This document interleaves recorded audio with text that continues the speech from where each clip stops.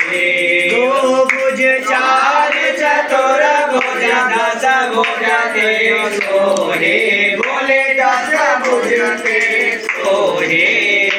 तीनों रूप निरखता भोले जी का रूप चमकता प्रभुवन जन मोहे ओम हरे हरे हरे महादेव अक्षय माला